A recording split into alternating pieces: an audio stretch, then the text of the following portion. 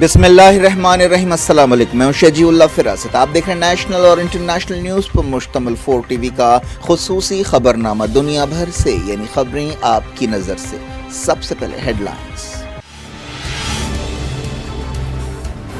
الیپو کے قریب ترکی کے ہوائی حملے، کئی سیرین سپاہی ہلاک اور زخمی۔ دمشق کی جوابی کارروائی میں ترک فوج کو نقصان۔ انڈیا کے مسلمان گستاخانہ بیانات اور مسلم دشمن پالیسیوں کے خلاف لڑائی لڑیں، القاعدہ سب کانٹیننٹ کا بیان، ٹریننگ دینے کی پیشکش۔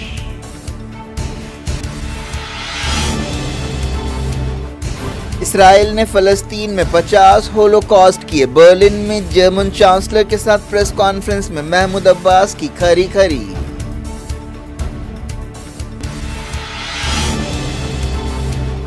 جرمنی نے کی محمود عباس کے بیان کی مذمت، اسرائیل نے کہا شیطانی جھوٹ ہے۔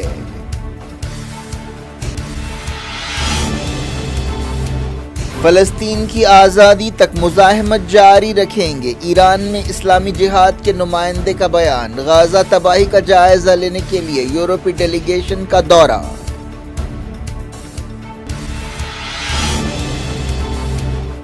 ویانا بات چیت کے درمیان ایران امریکہ کے ساتھ قیدیوں کے تبادلے کے لیے تیار۔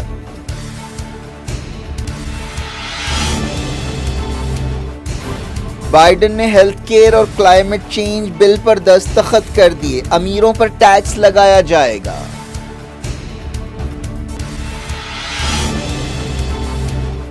دہلی میں روہنگیا ریفیوجیوں کو سرکاری فلیٹس دینے پر تنازع، تنقیدوں کے بعد وزارت داخلہ نے دی صفائی۔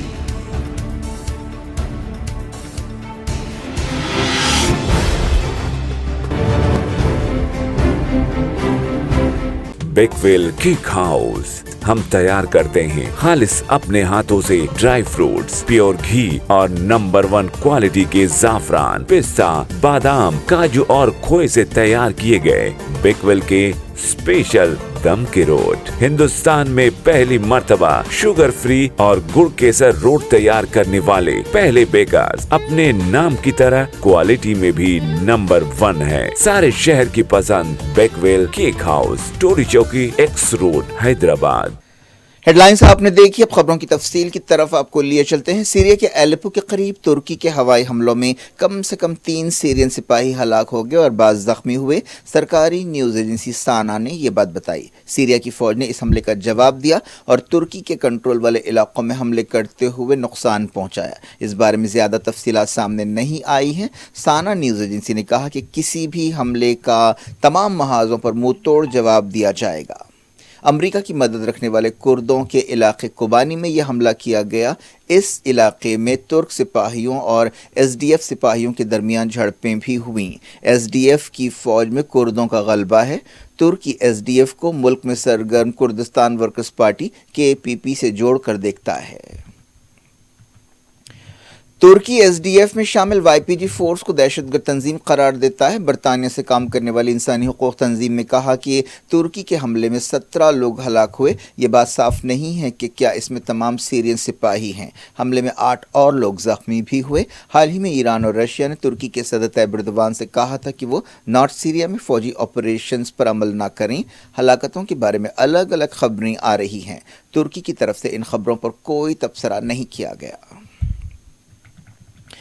اس دوران کرد سپاہیوں نے کل رات ترکی کے اندر گھس کر ایک کارروائی کی جس میں ایک سپاہی ہلاک ہو گیا۔ یہ واقعہ سرحدی صوبے سنفیلیا میں پیش آیا۔ ترک عہدیداروں نے دعویٰ کیا کہ جوابی حملوں میں 13 دہشت گردوں کو ہلاک کیا گیا۔ ترکی 2016 سے نارتھ سیریا میں فوجی آپریشنز کر رہا ہے۔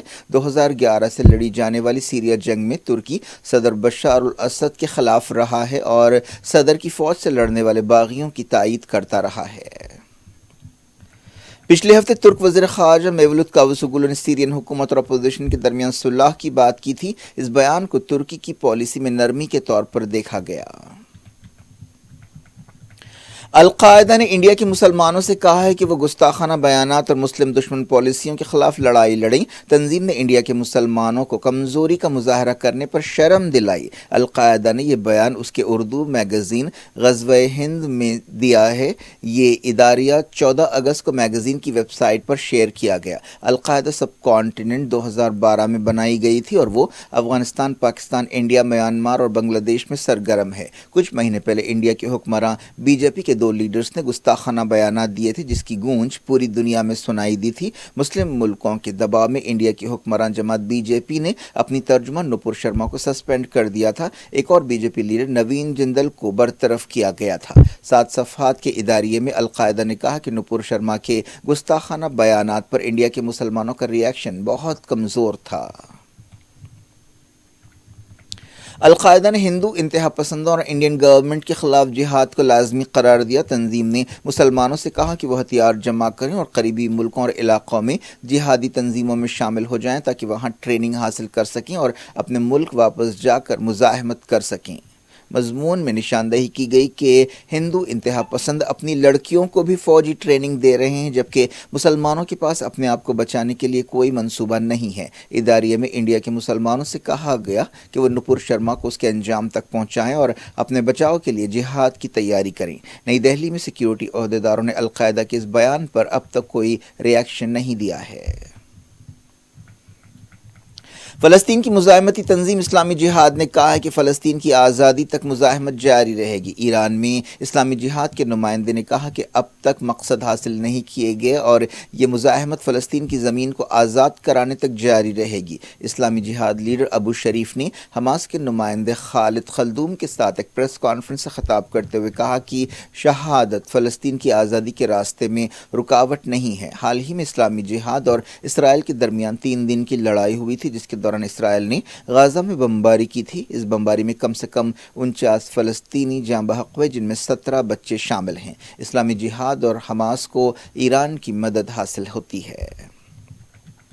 غزہ میں اسرائیل کی حالیہ جارحیت سے ہونے والے نقصانات کا جائزہ لینے کے لیے ایک یورپی ڈیلیگیشن ساحلی پٹی پہنچا۔ اس ڈیلیگیشن نے کئی گھنٹوں تک غزہ کا دورہ کیا۔ قدس پریس نے بتایا کہ اس ڈیلیگیشن نے کئی ملکوں کے سفیروں اور سفارتکاروں کے ساتھ یہ دورہ کیا۔ انہیں غزہ پٹی کی صورتحال کے بارے میں بریفنگ دی گئی، خاص طور پر اسرائیلی جارحیت کے بعد کی صورتحال کے بارے میں بتایا گیا۔ غزہ 2007 سے اسرائیل کی ناکہ بندی کا شکار ہے۔ ناکہ بندی اور وقفے سے جھڑپوں کے نتیجے میں غزہ کا انفراسٹرکچر ٹوٹ پھوٹ چکا ہے اور لوگوں کی زندگیاں دوبھر ہو گئی ہیں۔ اسرائیلی فوج نے مغربی کنارے اور قدس میں آپریشنز کرتے ہوئے 30 سے زیادہ فلسطینیوں کو گرفتار کیا۔ اس طرح کی کارروائیاں مسلسل جاری ہیں۔ جرمنی اور اسرائیل نے ہولوکاسٹ یعنی جرمنی میں یہودیوں کے قتل عام کے بارے میں فلسطینی اتھارٹی کے صدر محمود عباس کے ایک بیان کی مذمت کی ہے۔ محمود عباس نے کہا تھا کہ اسرائیل نے 50 ہولوکاسٹ کیے ہیں۔ اسرائیل اور فلسطینیوں کے درمیان کئی مہینوں سے تناؤ پایا جاتا ہے۔ محمود عباس کے بیان کے بعد اسرائیل نے کہا کہ وہ شیطانی جھوٹ بول رہے ہیں۔ محمود عباس کے بیان پر ری ایکشن دیتے ہوئے جرمن چانسلر اولاف شولز نے کہا کہ ہم جرمنز کے لیے کہیں بھی ہولوکاسٹ ناقابل برداشت اور ناقابل قبول ہے۔ انہوں نے کہا کہ محمود عباس کے بیان سے انہیں کافی تکلیف پہنچی ہے۔ برلن کا دورہ کرتے ہوئے منگل کو محمود عباس نے کہا تھا کہ اسرائیل نے فلسطین میں 50 ہولوکاسٹ کیے ہیں۔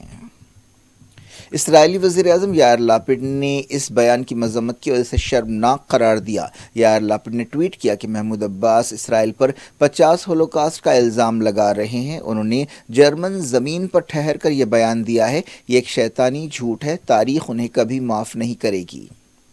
ہٹلر کے دور میں جرمنی میں یہودیوں کے قتل عام کو ہولوکاسٹ کہا جاتا ہے۔ ایک اندازے کے مطابق ہولوکاسٹ میں 6 ملین یہودیوں کو ہلاک کیا گیا، جبکہ بعض گوشوں کا کہنا ہے کہ اس تعداد کو بڑا چڑھا کر پیش کیا جاتا ہے۔ محمود عباس نے اولاف شولز کے ساتھ میڈیا سے بات چیت کرتے ہوئے یہ بیان دیا تھا۔ انہوں نے 1948 میں اسرائیل کے ہاتھوں فلسطینیوں کے قتل عام کا ذکر کیا۔ اولاف شولز کے ساتھ پریس کانفرنس میں محمود عباس نے کہا کہ اسرائیل کا فلسطین کے تعلق سے رویہ نسل پرستانہ ہے، لیکن جرمن چانسلر فوری اس تبصرے سے دور ہو گئے۔ انہوں نے کہا کہ یقیناً اسرائیل کی سیاست کے بارے میں ہمارا خیال کچھ الگ ہے۔ انہوں نے کہا کہ میں یہ بات صاف طور پر کرنا چاہتا ہوں کہ نسل پرستی کا لفظ ایسا ہے جس پر میں یقین نہیں کرتا۔ جرمنی نے کئی بار فلسطینی ریاست کی تائید کی ہے اور وہ 2 ریاستی حل کا حامی ہے۔ محمود عباس نے پریس کانفرنس کے دوران امریکی صدر جو بائیڈن اور یونائیٹڈ نیشنز پر بھی تنقید کی اور کہا کہ وہ مدد کا دعویٰ کرتے ہیں لیکن فلسطینی ریاست کے تعلق سے کوئی ٹھوس اور عملی کام نہیں کرتے۔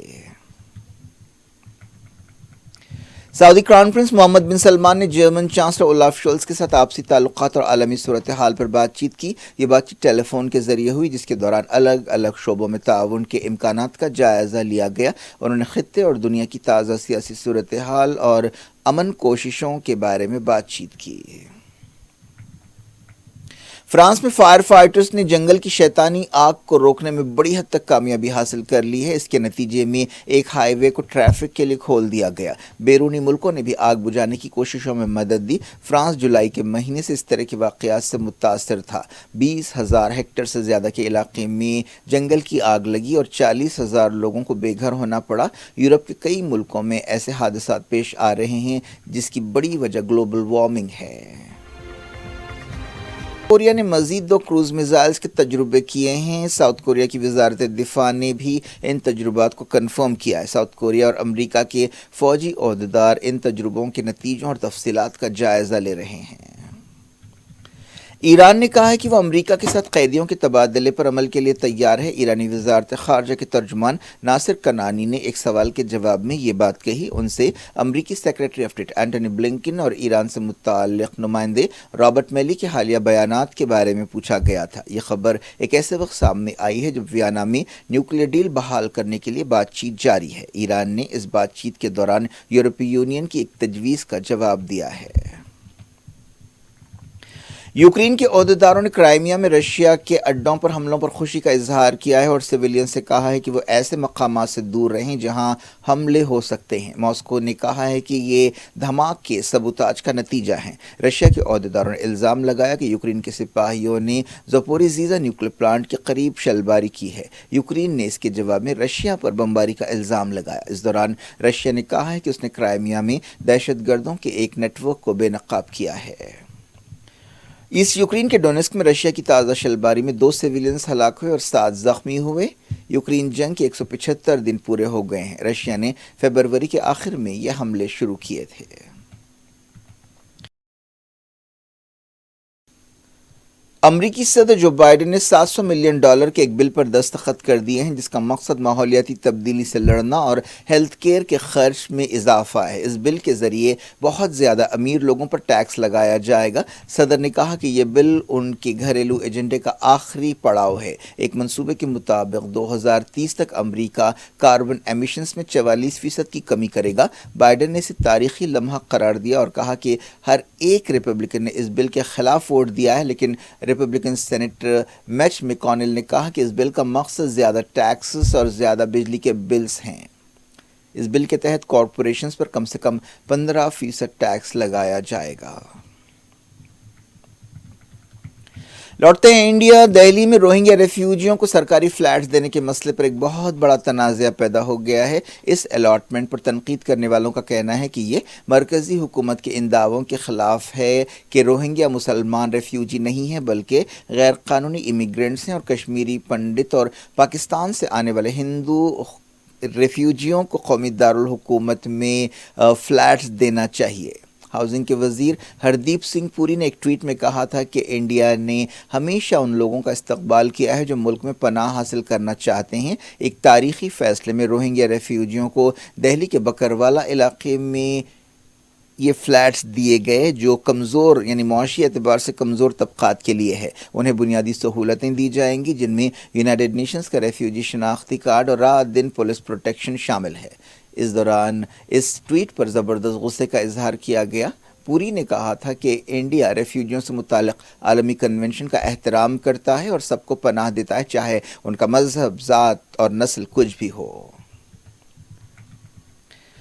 تنازع کے درمیان مرکزی وزیر داخلہ امت شاہ نے فوری صفائی دی۔ ان کے اسٹاف نے ٹویٹ میں کہا کہ روہنگیا غیر قانونی طور پر آنے والے غیر ملکی ہیں۔ اس بارے میں میڈیا کے ایک گوشے میں آنے والی خبروں پر یہ صفائی دی جا رہی ہے کہ وزارت داخلہ نے دہلی کے بکروالا علاقے میں کسی بھی غیر قانونی روہنگیا مائیگرنٹ کو EVS فلیٹس دینے کی کوئی ہدایت جاری نہیں کی ہے۔ یہ بھی کہا گیا کہ دہلی حکومت روہنگیوں کو ایک نئے مقام پر شفٹ کرنا چاہتی ہے۔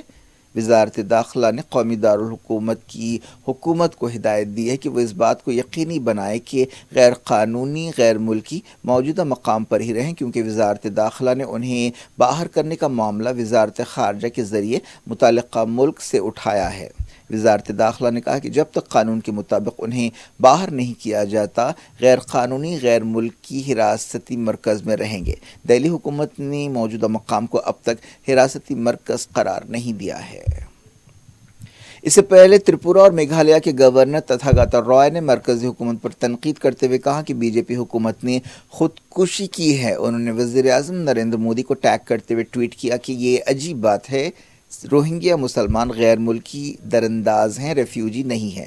مسلم اکثریتی ملک بنگلہ دیش نے بھی ان کا استقبال نہیں کیا ہے۔ کیا ہم نے ہمارے اصولوں کو چھوڑ دیا ہے؟ کیا ہم اپنی ہی چتا خود جلا رہے ہیں؟ کئی دوسرے گوشوں کی طرف سے بھی ایسی تنقیدیں کی گئی۔ فی الحال دہلی کے مدن پورہ کیمپس میں یہ روہنگیا ریفیوجی رہ رہے ہیں۔ ایکٹریس جیکلین فرنانڈس کو منی لانڈرنگ کے کیس میں ملزم بنایا گیا ہے۔ پہلے یہ کیس ایک دھوکے باز سکیش چندر شیکھر کے خلاف درج کیا گیا تھا، جس پر 200 کروڑ روپے سے زیادہ کی جبری وصولی کا الزام ہے۔ اداکارہ کا نام انفورسمنٹ ڈائریکٹوریٹ نے دہلی کی ایک عدالت میں پیش کی گئی ضمنی چارج شیٹ میں داخل کیا ہے۔ چندر شیکھر کو ایک فارماسیوٹیکل کمپنی کے عہدیداروں سے 215 کروڑ روپے زبردستی وصول کرنے کا الزام ہے۔ کیا کچھ ہو رہا ہے آپ کی دنیا میں؟ آخر میں ہیڈ لائنز دنیا بھر سے ایک بار پھر دیکھتے ہیں۔ بیک ویل کیک ہاؤس، ہم تیار کرتے ہیں خالص اپنے ہاتھوں سے ڈرائی فروٹس، پیور گھی اور نمبر 1 کوالٹی کے زعفران، پستہ، بادام، کاجو اور کھوئے سے تیار کیے گئے بیک ویل کے اسپیشل دم کے روٹ۔ ہندوستان میں پہلی مرتبہ شوگر فری اور گڑ کیسر روٹ تیار کرنے والے پہلے بیکرز، اپنے نام کی طرح کوالٹی میں بھی نمبر 1 ہے۔ سارے شہر کی پسند back well cake house, Tolichowki, X road, Hyderabad. الیپو کے قریب ترکی کے ہوائی حملے، کئی سیرین سپاہی ہلاک اور زخمی۔ دمشق کی جوابی کارروائی میں ترک فوج کو نقصان۔ انڈیا کے مسلمان گستاخانہ بیانات اور مسلم دشمن پالیسیوں کے خلاف لڑائی لڑیں۔ القاعدہ سب کانٹیننٹ کا بیان، ٹریننگ دینے کی پیشکش۔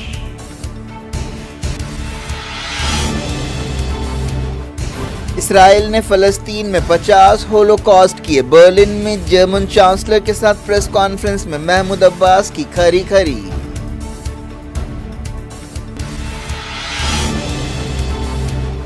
جرمنی نے کی محمود عباس کے بیان کی مذمت۔ اسرائیل نے کہا شیطانی جھوٹ ہے۔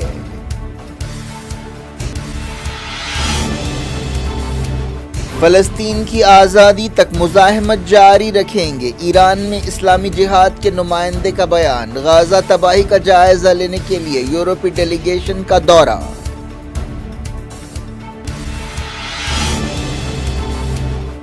ویانا بات چیت کے درمیان ایران امریکہ کے ساتھ قیدیوں کے تبادلے کے لیے تیار۔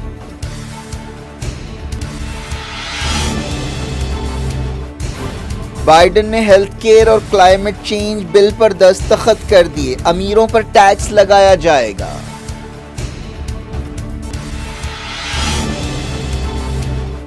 دہلی میں روہنگیا ریفیوجیوں کو سرکاری فلیٹس دینے پر تنازع، تنقیدوں کے بعد وزارت داخلہ نے دی صفائی۔